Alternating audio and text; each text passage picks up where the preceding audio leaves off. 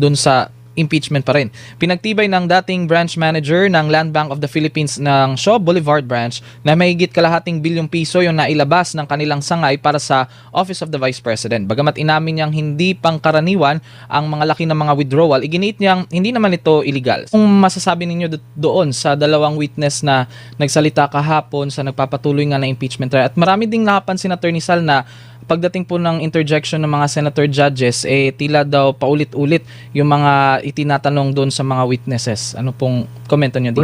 Unang-una, yung dalawang testigong inilatag doon, hindi dapat yun tinawag. Useless din yun. Worthless din yun. Bakit kanyo? Hindi naman ang pinag-uusapan kung nasa tama yung pag-release ng pera. Kaya nga nakita mo, no cross-examination na nga yung depensa. Ibig sabihin, walang saysay yan. Hindi yan ang pinag-uusapan. Ang pinag-uusapan, yung bang pera, confidential funds, ginastos mo ng tama, ng naayon sa batas. Hindi yung pagkuha kasi yung pera, merong pera. May budget talaga dyan. Talagang i-withdraw yan para gamitin. Hindi naman pinag-uusapan yung withdrawal eh. Walang nagki-question doon eh. So anong saysay nito? Kaya alam nyo kahapon, yamot na yamot akong makinig. Itong mga senador, mawalang galang na sa inyo. Hindi ko maintindihan. Binigyan na nga kayo ng signal ng no cross-exam. Ibig sabihin, wala yon. Hindi sila interesado na ron kasi hindi naman ngayon ang issue. Kaya alam mo ginawa ko kahapon matapos ng impeachment? Yes, Attorney. Actually, yung second break, hindi na ako bumalik eh. Andun na ako, kumain na lang kami. Dahil wala nga katuturan yung mga tanong ng mga senador. Kaya ang ginawa ko, nung matapos ang impeachment, inakyat ko yung may mga senador sa fifth floor. Bawat isa na hindi nagtanong, sabi ko, congratulations for not asking question earlier. Kasi wala, exactly, sabi ko, mawalang galang na doon sa mga kasama niyo. Hindi ko maintindihan, ba't tanong sila ng tanong? Wala nang ang cross. Hindi naman pinag-uusapan kung tama ba, sinabi na nga ng testigo yung walang irregularidad sa pagkuha. Kung ano nung tinatanong nila, parang Mexican siguro ka ba na ito? May pay nga eh. Pay, doon mo ibibigay. Yung pangalan, may ID, merong prior notice na mag-withdraw kami dyan, magpa-encash kami dyan. Hindi ko maintindihan. Parang ang dating tuloy parang gusto nila siguro makita sa telebisyon na kayo nagpa-participate. Kaya pinagkapurihan ko yan, sila Robin Padilla, hindi nagtanong. Si Mark Villar, si Camille Villar, si Bongo, hindi rin nagtanong. Si Lito Lapid, hindi rin nagtanong. Sino pa? Hindi ko na maalala. Basta marami nagtatanong sa kanila. Basta yung maalala kong hindi nagtanong, pinuntahan ko at kinongratulate ko. Itong mga prosecution kasi, nakikita po ninyo, talagang wala silang kausa, walang cause, walang legal basis. Kaya ang mga pinipresenta nila, hindi naman nagpuproba na lumabag sa batas si Inday Sara. Talagang sinisiraan lang na sinisiraan. Ganyan. Hanggang matapos ito, ganyan ang mangyayari sa mga yan. Paulit-ulit lang itong presiding officer, sinasadyang pamali-mali o talagang hindi marunong o kinakampihan ang mga taga-usig. Talagang wala. Useless. Pumakailang beses na sinaway ng Senate Impeachment Court si House Prosecutor Leila de Lima habang inilalahad ang kanyang opening statement sa nagpapatuloy ng impeachment trial laban kay Vice President Sara Duterte. Sa tingin niyo po, nag-improve po ba si Presiding Officer Senator Chis Escudero? Dalawa yan ha. Alam mo yan si Escudero, talagang kumbaga gusto ko sabihin pulpul hindi natututo tinamaan ang magaling tong taong ito. Hindi ko maintindihan to. Marunong naman. UP graduate naman. Hindi ko maintindihan. Sa umpisa pa lang, dapat ay pinigil yan. Bakit kanyo? Number one, kung ikaw yung presiding officer, dahil meron ng mga dating pangyayari na nilalabag nila yung rules na sa pamamagitan ng testigo magpapayag, dapat yun, nung tumayo kasi, di ba, yung si Lorna Capo, yung isang abogada, isa pa yun, na hindi naman pala mag-present nung testigo, nag-opening statement na kagad, nag-publicidad na, nagkampanya na, laban kay Inday Sara. Ilang beses na nangyari yan. Eto na naman. Dapat kasi, yung presiding officer, makinig ka, matuto ka, mas matanda ako sa'yo, makinig ka. Dapat yun, nag-uumpisa pa lang, tumayo pa lang si De Lima ron, sasabihin mo na, teka muna, are you going to present a witness or not? Kasi kung you're not going to present, wala kang karapatan magsalita dyan, magmamanifest. Oh, eh yung pala talaga namang hindi. Itong mga abogado dyan sa prosecution, palibasa, wala silang mga testigong matino, walang mahalagang testigo, kaya ang ginagawa nila, sila mismo nangangampanya, pinalalabas nila, kunyari, eto, may pattern of ganyan, ganito, madaling sabi, at ang may kasalanan talaga dyan, itong si Escudero. He's unfit to be a presiding officer by the way he has conducted it. Talagang magulo siya, hindi siya marunong. Nasabihan pang abogado, buti pa si Gatchalian na lang ilagay nyo eh. Mas nakakaintindi pa siguro ito eh. Paulit-ulit na lang yan, palagi na lang ganyan ang nangyayari. Papabayaan niya magsalita. Ino-object ka na nga. Dapat nga, hindi pa lang object ka. Eh, kung ako yun, wala na, hindi ka pa pwede magsalita rito. Kung hindi ka magpipresent, mag-present ka ng testigo mo, sabihin mo lang yung purpose, tapos i-present mo na. Hindi yan ang ginagawa niya, pinapabayaan niya. Oh, either napakahina niya or bias na bias siya, hinahayaan niya makakampanya ang mga taga-usig labang kay Inday Sara. Dalawa lang yan. Ito naman mga prosecution, ang hihilig magpapapel. Kahit na hindi naman sila maghahawak ng mga direct examination, abay talagang nagpipresenta. Palibasa, kakampi nila yung presiding officer, bira ng bira. Kaya useless talaga itong impeach na ito. Palibasa kasi mulat sa pool, wala namang kausa, walang basihan, walang bataya. Kaya ayan, yan ang nangyayari.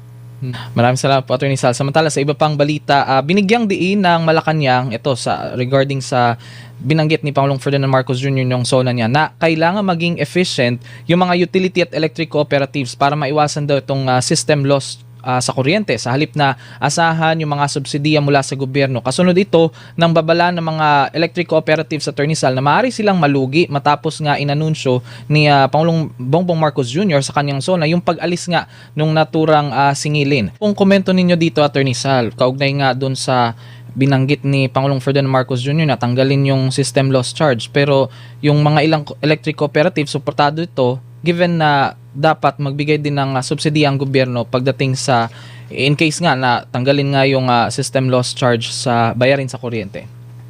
As usual, too late na hero ka, Mr. President. Matagal na yan dapat na tinanggal mo. Dapat unaw pa lang na sigwada ng Pangulo mo, tinanggal na yan. Puro ka delayed reaction or no reaction. Useless lahat yung mga pinagsasasabi mo, puro salita. Wala talagang maasahan tayo. Kaya sabi mo, panahon na? O panahon ka na rin na tumahimik na at siguro magpahinga ka na para matapos ang paghihirap ng taong bayan. Bigay mo na sa iba.